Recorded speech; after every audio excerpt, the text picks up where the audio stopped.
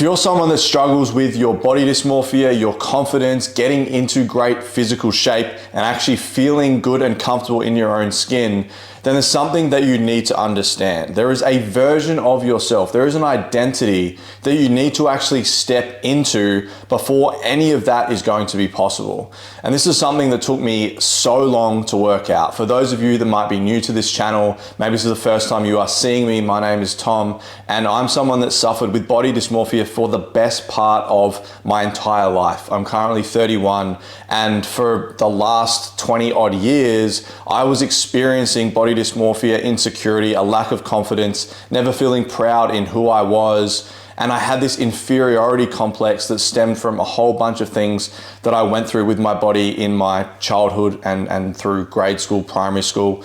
And it's something that I never really knew how to fix and overcome, right? Especially as I got into the fitness industry, I started training, I started, learning about nutrition. The solution that I thought was going to get me out of this place purely revolved around my training, my nutrition, and changing my body. And whilst, of course, that is true, if you're watching this and you've experienced these things, you probably know that there are times where your body actually does change, but your headspace doesn't change. You still see yourself in the same light. You still don't feel confident. You still don't feel good enough. You still feel really, really insecure.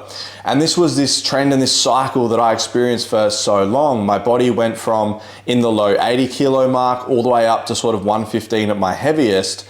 And nowhere in that spectrum was I ever actually happy. And it was so frustrating because I couldn't work out what was actually missing. I had the training knowledge, I had the nutrition knowledge, I had been all these different weights. You would have thought that somewhere in that spectrum I would have felt great in my own skin, I would have felt confident, but it just was not the case. So now that I've been able to overcome that, I am in the best shape of my life. I have a mindset and a perception of myself that I could only dream of when I was younger. I no longer fear judgment, comparison, and I truly believe that I'm deserving of everything that I'm creating in my life. There's been some lessons that I've learned and some things that I want to share with you guys that has really helped me get there.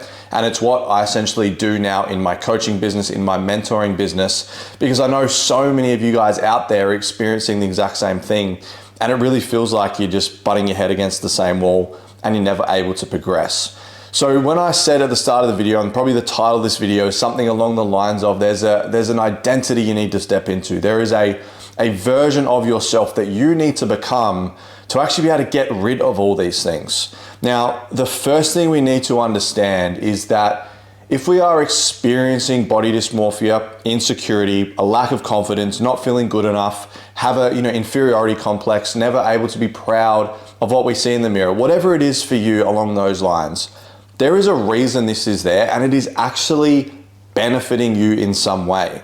And you might hear that and you might be going, oh, that's crazy. Like there's nothing about my situation and how I view myself that is benefiting me. And that's exactly what I thought too.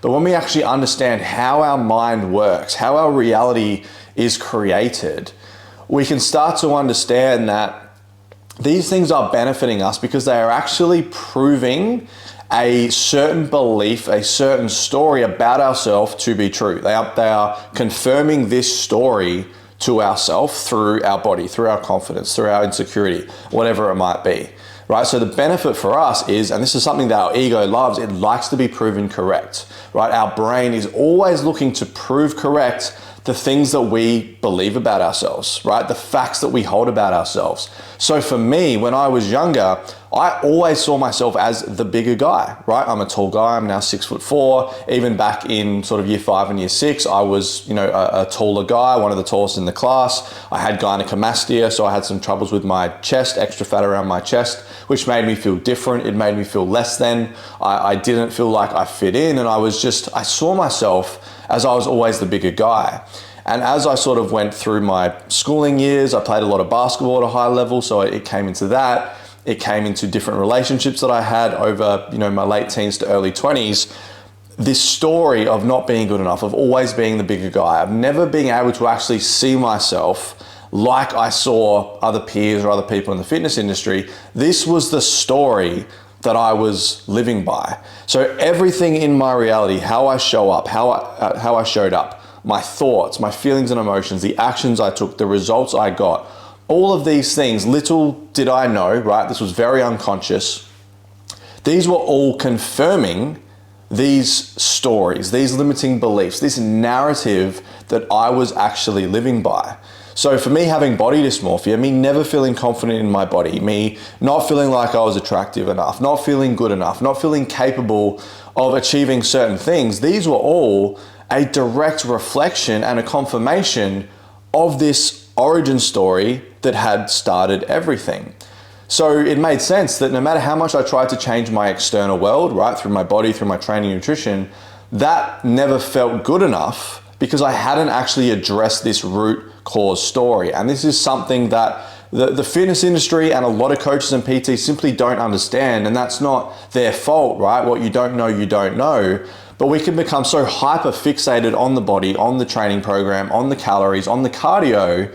But if we aren't actually addressing this story that is essentially going to not make our results irrelevant, but it's going to limit us into how we actually see ourselves, because we're still going to be looking for evidence to support that initial story. So one of the first things I do when I work with someone is I help them find out what their root cause is. I help them find out what their biggest core limiting belief and story is that is actually causing them to think the way they think about themselves, to feel the way they feel, to get anxious, to get frustrated, to get guilty, to yo-yo diet, to binge eat, to never feel good enough, never feel proud of what they see in the mirror.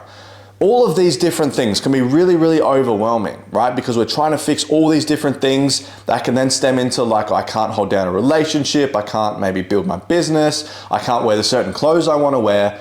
All of these things, all of these thoughts, all of these emotions, there is so much, it can be so overwhelming, right? But what I do, and what is really important that we need to do, is we need to understand that all of these things are simply symptoms of a root cause story or belief that we hold about ourselves to be true. So all of these different things that we're getting overwhelmed by are actually just evidence that we are unconsciously asking for to confirm that story. And this blew my mind when I finally understood this, when I had this pointed out to me. And since I've been able to do work around that to actually change that narrative. So until you become the person that is no longer controlled by that story, right? Until you actually create a narrative, create a set of beliefs, create a decision that you're making about yourself that I am good enough. I am worthy, right? I might be the bigger guy in height and stature, but I'm actually going to see that as a positive. I am capable of getting into the best shape of my life and loving what I see. I started to meticulously change these narratives, which then allowed me to change how I thought day to day, right? So I wasn't in this fight or flight, fear-based state anymore. I was in this really empowered, loving, powerful state, right? Where I was seeking evidence to support a different narrative, which allowed me to feel better every day. I felt very positive, right? I felt optimistic. I felt proud. I felt confident, because that was now reflecting that story that I had shifted. My actions then started to change. I was able to be really consistent with my training, with my nutrition. I was able to recognize when I made progress. I was able to overcome these setbacks, right? Because these setbacks didn't align with my new story, right? So I just overcame them because that's what I did. It became easy. It was what I did, right? And there's a great saying, and it's 3 simple words. It's be, do, have, right? Be the version of yourself that you want to be now, even if you don't have the thing, right? Do the things that the person would do, then you will have those results. You will become that person. But too many people, especially in the fitness industry, say, I'll be confident when I lose 10 kilos. I'll be confident when, right? I'll be happy when. I'll feel worthy when. And you're missing the point, right? Because you're pushing this down the road and you're actually confirming whatever your limiting story and belief is, right? By not showing up as this person right now in this moment. And you're only going to continue to create this reality in which you don't like, right? The body you're not confident in, attracting the wrong kind of person, not feeling worthy, whatever it is for you, right? So be, do, have. You need to start showing up as this version of you. So once we understand that there is a core problem, a core story that is actually the reason that all of this is happening, we can literally trace everything back effortlessly, right? Like today I just jumped off a mentoring call, the first mentoring call with a new client that had signed up. And his story we worked out on our initial consult was around being inferior, right? He had this inferiority complex that stemmed from way back in his childhood, and everything he was experiencing, all the doubt, the struggle, not feeling good enough in his body, putting other people on a pedestal, including me, including his other coach that's helping him with his training and nutrition. All of these different things felt really overwhelming, right? And all these things were going wrong or not going right necessarily. But at the basis of it all, at the root of it all, was this belief that he was inferior. And he created this inferiority complex, which then had produced all of these different results that he was experiencing. So today, in our first call, we were able to actually start to break that down. He was able to see, and he had this moment where he was basically coaching himself through a framework that I had just given him, which was all based around shifting that narrative, what you want to shift it to, and then actually spending time to find evidence to support that. And that's the thing, right? Once you make this decision that you are no longer showing up as that version of yourself, that you are going to change that you are no longer the person with body dysmorphia, that you are no longer the person that has confidence issues, and you actually sit down and consciously look for evidence in your life and in the past to confirm this new belief, you would be amazed with how much is actually already within your reality, that is already exists within your world, that can confirm this new belief.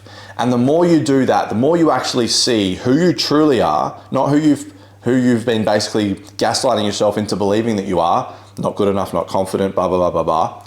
The more you start to search for that evidence, it almost makes the old you that you've been being for so long laughable. It's like, look at how much evidence I have that actually confirms to me that I am this person that I've been wanting to become. I'm actually already there, I just haven't been allowing myself to see that, right?